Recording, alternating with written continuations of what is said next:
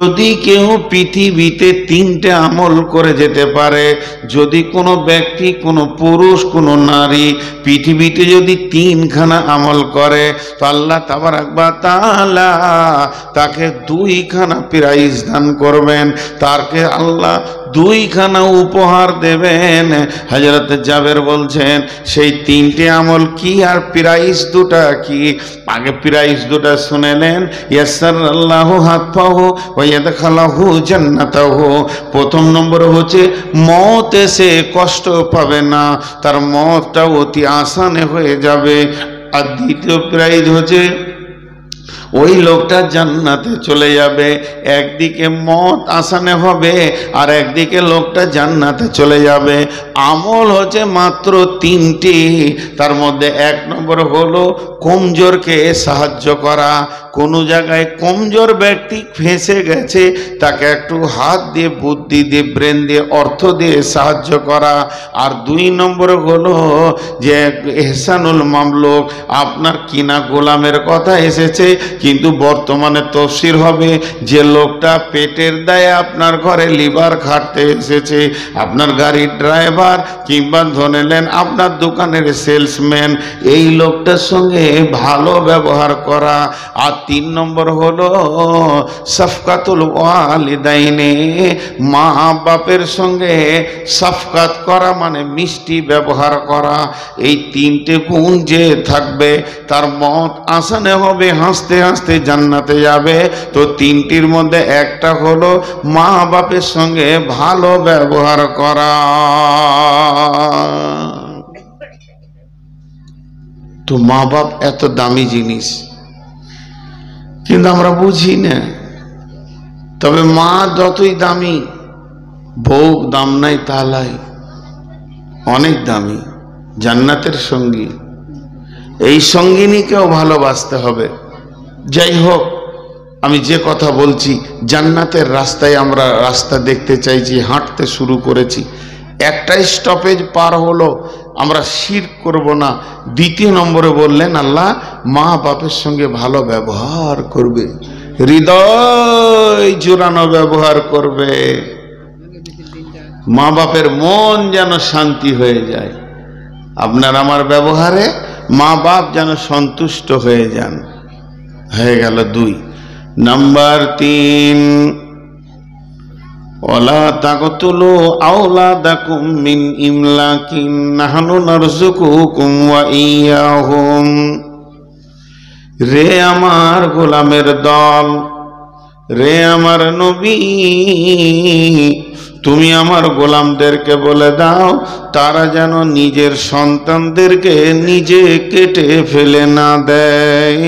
রুজি দেওয়ার ভয়ে, খানা দেওয়ার ভয়ে ওদের মাথাতে একটা ঢুকিয়ে দাও, নাহনু নারযুকুকুম ওয়া ইয়্যাহুম, আমি তো তোমাদেরকে রুজি দিয়ে থাকি, রুজি দেওয়ার মালিক আমি, খানা দেওয়ার মালিক আমি, আমি রব তোমাদেরকে রুজি দেব, আহার দেবেন তিনি। রে ভাই, জীব দিয়েছেন যিনি, তোকে সৃষ্টি করে তোর কাছে যে আছেন তিনি ঋণী। যতদিন শ্বাস থাকবে আল্লাহকে খাবার পৌঁছাতে হবে। না চেয়ে দেখ ক্ষেতের ফসল, পাই যে বৃষ্টির জল, তুই যে পেলি পুত্র কন্যাকে দিল তা বল, যার করুণায় এত পেলি তারে কেবল ভুলে গেলি, ভাবনারে ভাব তারে নিয়ে ডাকরে নিশি দিনী। আহার দেবেন তিনি রে ভাই, জীব দিয়েছেন যিনি, তোকে সৃষ্টি করে তোর কাছে যে আছেন তিনি ঋণী।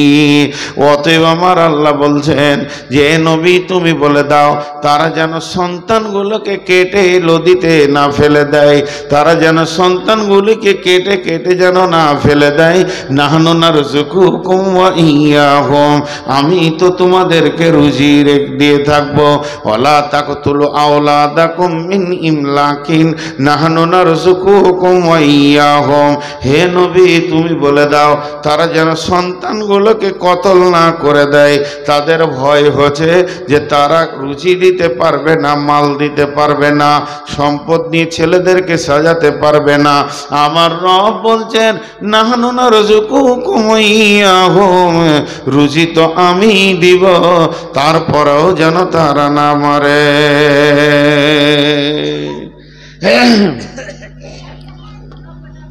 আপনারা কালিয়াচকের না গোলাপগঞ্জের?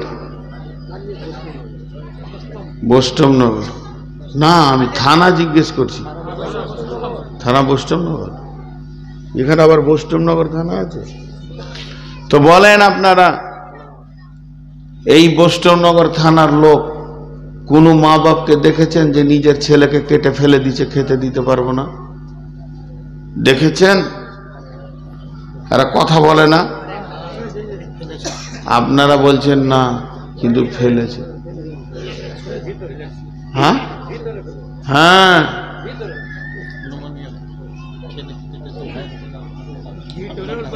ওগুলা লয় বাপজি, পেট কাটার কথা বলছে, লাইকেশন করছে না। ওই জন্যই বললাম বাপ চুপ করেন, এটা 2024 সালের বয়ান। পেট কাটছে না, অপারেশন করে বাচ্চা বন্ধ করছে কি করছে না? আমি জীবনে ফতোয়া দিতে পারি না। আমি বলি নাই, আমার ভাষা শুনেন, যে আমি ফতোয়া দিই না, এটা আমি বলি নাই। কেন? তাহলে বলা যাবে যে ওর ইলমে ছিল, এই জন্য দেয় নাই। ওই দেখেন, ওই দুজন পালিয়েছে, 2 মিনিট গল্প বন্ধ হয়ে গেছে, পালিয়ে গেছে। কোন পীড়িতের পীড়িত করছে ওরা? গেল ফের গল্প করতে গেছে, চেয়ার দুটোকে পাশে পাশে রেখেছে। মাল চিনতে আমাকে বেশিক্ষণ লাগে না, যতক্ষণ ছিল 1 মিনিটও বায়ন শুনে নেই। এখন ওরা কেটে পড়েছে, জিলেপি কেচার মনে মনে করছে আমরাই চালাক, বোকাটি বসে আছে, হুঁশ নাই। তো পেট কাটা, একটা কথা বলে দিছি, তওবা করলে সব গুনার মাপ হয় তা লয়।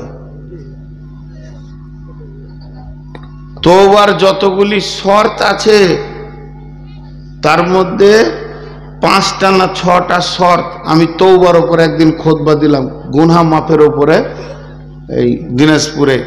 তো 6-7টা শর্তের ভিতরে একটা শর্ত লিখেছে, যদি তুমি কারো জমিকে দাবিয়ে রেখেছো, টাকা দাওনি, কারো গালে থাপ্পড় মেরে রেখেছো, ওর কাছে গিয়ে আগে মাপ চাইতে হবে, তারপরে মসজিদে তওবায় বসতে হবে।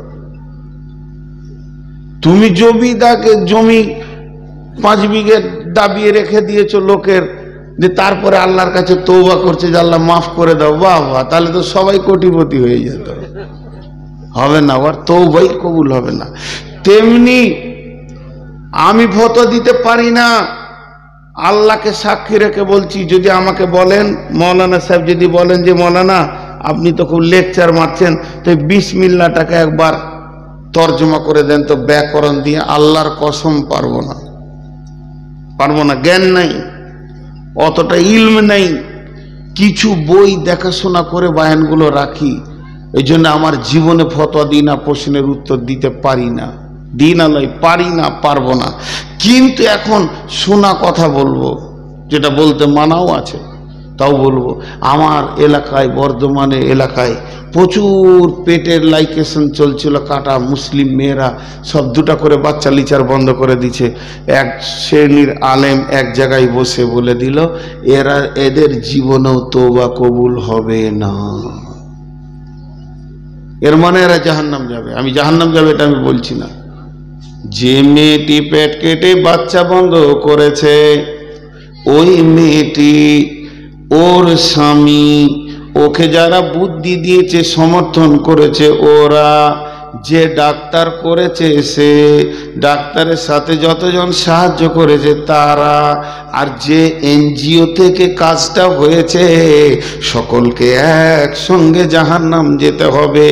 বোন আর আমার ভাই, আমার বুবু আর আমার দোলা ভাই মিলে লাইকেশন করেছে, আর ওরা ছেলে নিবে না। শুনেলেন বোন আমার, দোলা ভাই আমার, আপনারা যা করেছেন, এখন থেকে যদি তওবা করতে করতে মত পর্যন্ত কেঁদে দেন, তো তওবা কবুল হবে না। ওই জমিওয়ালার জমিকে ফেরত দিয়ে কাঁদতে হবে। তেমনি তোমাকে আবার বাচ্চা আসার লাইনটাকে ক্লিয়ার করে দিতে হবে, তারপরে তুমি তওবার রাস্তা খুঁজে পাবে। আর তোমার যদি জরায়ু কেটে বাদ চলে গেছে, তাহলে তুমি 3খানা কেসের আসামি। 1 নম্বর হচ্ছে বাঁঝাকে জিজ্ঞেস করো ছেলের কত মূল্য আছে, এতিমকে জিজ্ঞেস করো মা বাপের কত মূল্য আছে, আর ভুখাকে জিজ্ঞেস করো রুটির কত মূল্য আছে। তোমাকে আল্লাহ ছেলে নরমাল দিয়েছে, এর জন্য তুমি কেটে দিছ। যাদের 20 বছর বিয়ে হয়ে ছেলে হচ্ছে না, চোখের পানিতে তারা বালিশ ভিজিয়ে দিচ্ছে, তুমি কি আল্লাহর নিয়ামতের শুকরিয়া আদায় করবে না? 1 নম্বর আসামি, তুমি আল্লাহর ছেলে আসার রাস্তাটাকে চাবি লাগিয়েছো, কেটে ফেলে দিয়েছো, তালা মেরেছো। 2 নম্বর তুমি আসামি, যে সন্তানগুলো পৃথিবীতে এলো না, এরা কিয়ামতের মাঠে আল্লাহকে বলবে, আল্লাহ এদের কারণে তোমার মসজিদ মাদ্রাসা দেখতে পেলাম না, কালাম পাকের তেলাওয়াত করতে পারলাম না। 3 নম্বর তুমি আসামি, তুমি মার্ডার কেসের আসামি, এতগুলো সন্তানকে তুমি কেটেছো। এর জন্য কোরআন বলছে যে খবরদার, ওয়ালা তাকতুলু আওলাদাকুম, হে মা হে বাপ, তুমি খবরদার সন্তানকে কাটবে না।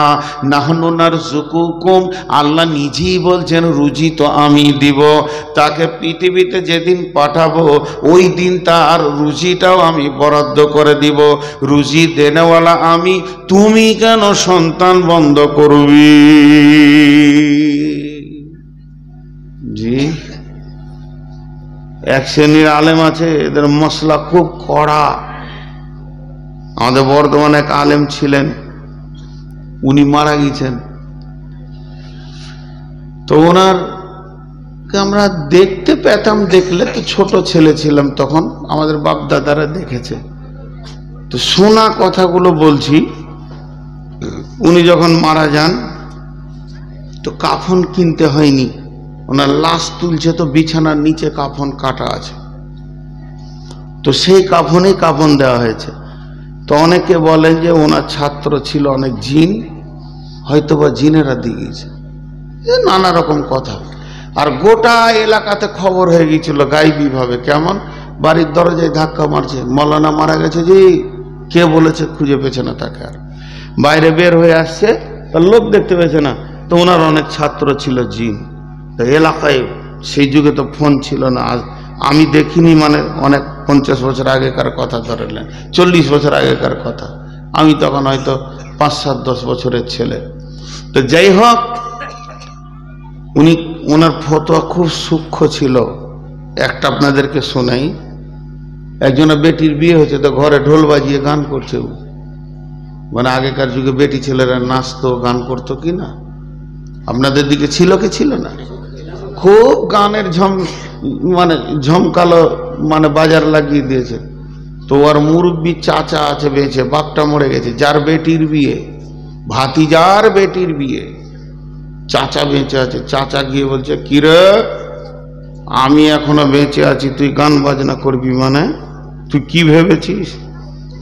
তো ও জিজ্ঞেস করছে, তুমি কত বড় মুফতির বাচ্চা আছো? ভাতিজা বলছে, তুমি কত বড় মুফতির বাচ্চা? অমুক মৌলানার কাছে যাও, আমি শুধু এসছি, বলেছে গান করা যাবে। আচ্ছা, ওই মৌলানার নামটা আমি করছি না মাইকে, কারণ আছে ইউটিউবের যুগ। তো যাও, তোমার মুফতিগিরি শিখিয়ে দেবে।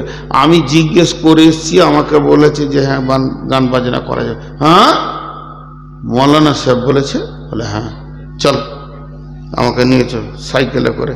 আপনাদের এখান থেকে যেমন ভাগজান ঝনঝনিয়া মাদ্রাসা, ওই রকম কাছি চললো ভাতিজা চাচাকে নিয়ে। মৌলানা সাহেব বসে আছে, হাদিস পড়াচ্ছে, দরজায় দাঁড়িয়ে আছে, পড়ানো হলো। কি গো, কি হয়েছে রে বাবা? বলেন, আমার ভাতিজাকে আপনি বলেছেন বিয়েতে গান বাজনা নাচ যত ইচ্ছা করা যাবে। বলে হ্যাঁ বলেছি। হ্যাঁ, বলো না, এটা কেমন কথা? বলছে আপনি করছেন নাকি? বলে না, আপনার করা যাবে না, আপনার ভাতিজার করা যাবে। সেটা কি রকম? আমার গান করা যাবে না আর আমার ভাতিজার করা যাবে মানে? মৌলানা বলছে, আপনি তো নামাজ পড়েন, মুসলমান, আপনার জন্য কোরআন হাদিসের আইন আছে। ও নামাজ পড়ে না, বেঈমান, ওর আবার কি ফতোয়া? ওকে আগে জিজ্ঞেস করেছি, তুই নামাজ পড়িস? বলছে না। বলছে যা, তুই যা করবি করবা, তোর ফের আবার ফতোয়া কি আছে? তো আপনার ভাতিজা নামাজ পড়ে না, তো ওর আবার কোরআন হাদিস থেকে জানা কি আছে, শেষ হয়ে গেছে ওখানে। ও নাচবে, ল্যাংটা হয়ে নাচবে, সবই হবে, মদ গাঁজা সব চলবে ওর। আর আপনি হলেন নামাজি, আপনার চলবে না বাপ। কত করা।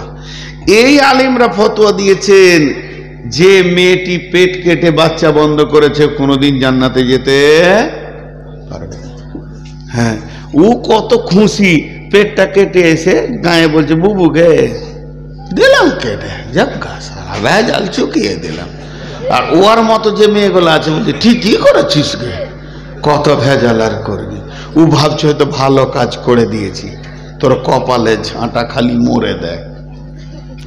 মাসে ক তারিখ তখন বুঝতে পারবি। কয়টা বলা হলো, তখন থেকে এত দৌড়ে 1 কিলোমিটার হলো। কেউ বলছে 2টা, কেউ বলছে 3টে। 3 নম্বর হলো, 1 নম্বরে শিরক করিও না, 2 নম্বরে মা বাপের সঙ্গে ভালো ব্যবহার করবে, 3 নম্বরে বাচ্চা বন্ধ করিও না, 4 নম্বর ওয়ালা তাকরাবুল ফাওয়াহিশা মা জাহারা মিনহা ওয়া মা বাতান। এর 3টে বসে থেকে 4 নম্বরে কেটে পড়ছে। এখানে যাও যাও শোনা, তাড়াতাড়ি যাও, রাস্তায় পড়ে যাও না, ভালো করে প্যান্টটা তোলো, তোমার পেছন দিক দেখা যাচ্ছে। হায়রে প্যান্ট পরার কাটিং, অর্ধেক পাছা দেখা যায়। তোলো প্যান্টটা তোলো, যাও জিলিপি খাও, আর জিলিপি নিয়ে ঘর যাও। এ পাগলাকে অনেক রাতে তুলেছে, আর এই এলাকা আসবো না, আল্লাহ যদি বাঁচিয়ে রাখে তো। কত যে কষ্ট হচ্ছে, এই পানি খেয়ে খেয়ে চালাচ্ছি।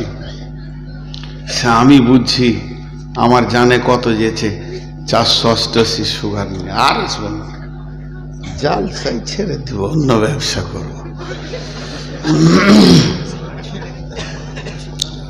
কি হলো এবার 4 নম্বর আল্লাহ বলছেন, 4 নম্বরটা ধ্যান দিয়ে শুনেন। ওয়ালা তাকরাবুল ফাওয়াহিশা মা জাহারা মিনহা ওয়া মা বাতান। আরেকবার বলছি, ওয়ালা তাকরাবুল ফাওয়াহিশা মা জাহারা মিনহা ওয়া মা বাতান।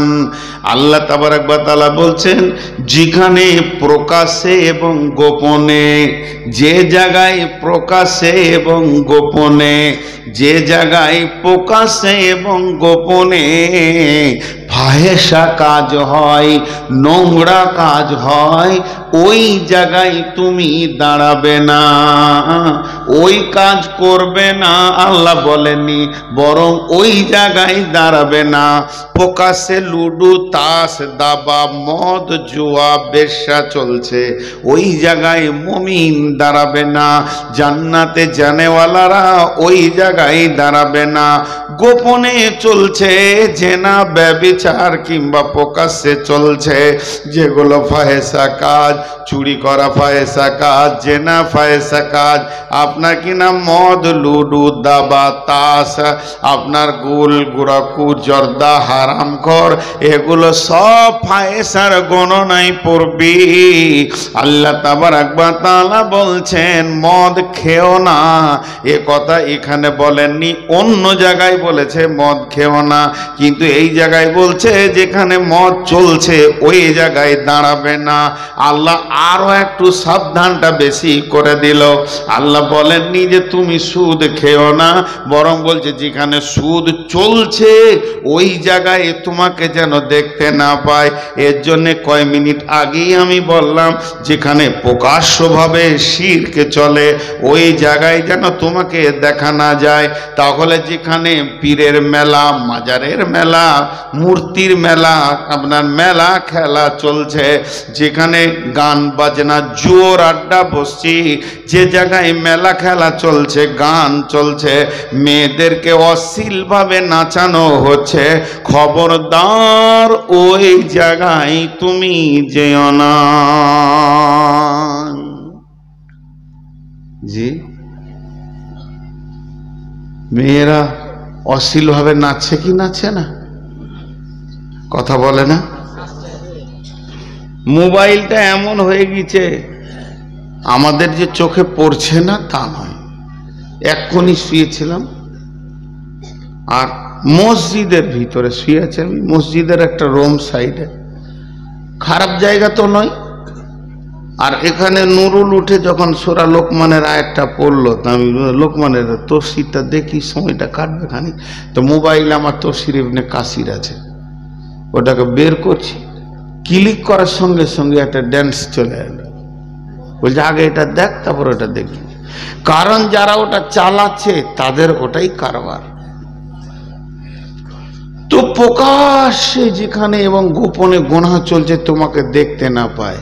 মসজিদের একটা ছেলে 5 ওয়াক্ত নামাজ পড়ে, মসজিদে ঝাড়ু দেয়, তো তাসের আড্ডার পাশে বসে আছে। তো ইমাম সাহেব বলছে, রফিকুল তোমাকে বিকালবেলায় দেখছিলাম মোড়ে তাসের আড্ডার পাশে ছিলে যে। বলছে খেলি না, খেলি না, বুঝেছি না, খেলি না। আল্লাহ বলছে বসলি কেন? ইমাম আর বলেনি, এবার আল্লাহ বলছে তুই ওখানে বসলি কেন? তুই ওখানে বসলি কেন? তোকে বাঁচতে গেলে ওখান থেকে বাঁচতে হবে। পাশে বসে আছে, আমি দেখছি এদিকে তাসটা লাগছে, তখনই মনে মনে বলছি উফ শালা টেক্কাটা মারলে যা হতো না, বাস ফুটে গেল, ফুটে গেল, শেষ হয়ে গেল, লিক হয়ে গেল, টায়ার পাংচার হয়ে গেল। একটা পুকুরে এসে মাছ ধরে, ওদেরকে কি বলেন, জেলে বলেন তো আপনারা? জেলে এসছে আপনার গ্রামে একটা পুকুর দেখেছি, ছোট পুকুর। পুকুরের মালিককে বলছে কত লিবে জি? যা আছে ধরে লিব। 20,000 দিবি? বলছে না 10,000 লাও। বলছে যাজ্ঞা 17,000 দে। যে 16,000-এ কন্ট্যাক্ট হয়ে গেল। 6,000 দিয়ে দিলে, বললে কালকে মাছ যা আছে তুলে নিব, আপনাকে 10,000 টাকা দিয়ে তারপরে আমরা পুকুরে নামবো, ভোরবেলায় আসবো, আপনি থাকবেন। বলছে ঠিক আছে। ওরা সকাল সকাল করে ভোরবেলায় চলে আসছে। আর এদের দাম দর যখন চলছে, তখন একটা কাছিমের বাচ্চা পানির ধারে ছিল, ও শুনছে, তো মনে মনে বিপদে পড়ে গেল, কাল তো মরবো, আর উপায় নাই। তো যখন বসে আছে পুকুরের ধারে এমনি করে বিকেল বেলায়, তো একটা বক এসছে মাছ খেতে। তো বককে বলছে ভাই বিপদের খবর শুনেছ? বলে কাল মরে যাও। বলে কেন? বলে কালকে জেলেরা কিনে নিয়েছে পুকুর, পুঁটি যা আছে ছোট ফটা পোকা শুদ্ধ ছেঁকে নেবে ওরা, 16,000-এর দাম হয়ে গেছে। বক বলছে বাঁচিয়ে দেবো। বলে কি করে? বলে আমার একটা বন্ধু আছে, ডেকে আনবো, আর একটা লাঠি আনবো, মধ্যখানটা তুই ধরবি, আর আমরা দুদিকে ধরে করে বিমানের মতো উড়িয়ে নিয়ে গিয়ে গঙ্গায় ফেলে দিব, একবারে ফারাক্কা নদীতে ফেলে দেবো। এই তো খুশিতে একবারে বেঁচে গেলাম। ঠিক ভোরে বক চলে এসছে ওর একটা বন্ধুকে সাথে করে, আর মধ্যখানে লাঠিটা বলছে তুই ধর, উড়ান দিয়ে দিলে এরকম। তখন এর বুক ভরে গেল খুশিতে, আর মরিনি। বকরা উঠছে আর খালি বলছে, বকের ঠোঁটটা তো এরকম হয়ে আছে, আস্তে করে বলছে মুখ খুলবি না, যা করবি করবি, মুখ খুলবি না, মুখ খুলবি না। এদিকে হাঁড়ি পতিলা, বড় বড় হাঁড়ি জাল নিয়ে জেলেরা লাইন দিয়ে মাঠে ভোরবেলায় গেছে, হাঁড়ি কাঁধে আছে, জাল আছে, বাঁশ আছে। ও ওপর থেকে দেখে এত খুশি হয়েছে, আর আমি মরি। বক বলছে যতই খুশি হয়েছিস হোগা, মুখ খুলবি না। তো ও খুশিতে থাকতে না পেরে বলছে ছাই খাবি। যেই বলেছে ছাই খাবি, মুখ খুলে গেছে, কাঠি ছাড়া গেছে, খড়াক করে হাঁড়িতে পড়েছে। জেলে বলছে কপাল কত ভালো রে, পানিতে নামার আগেই মাল হাজির। হ্যাঁ, তো আল্লাহ বলছে তুই গুনাহ করিস আর না করিস, ফাহেসা কাজের কাছে যাবি না। ফুট করে কখন মনে মনে বলে দিয়ে বাস হয়ে গেল, তুইও ঢুকে গেলি ওর ভিতরে। ওয়ালা তাকরাবুল ফাওয়াহিশা মা জাহারা মিনহা ওয়া মা বাতান, তাহলে 4টা হয়ে গেল। 5 নম্বরে আমার আল্লাহ বলছেন ওয়ালা তাকতুলু নাফসাল্লাতী হারামাল্লাহু ইল্লা বিল হাক্কি।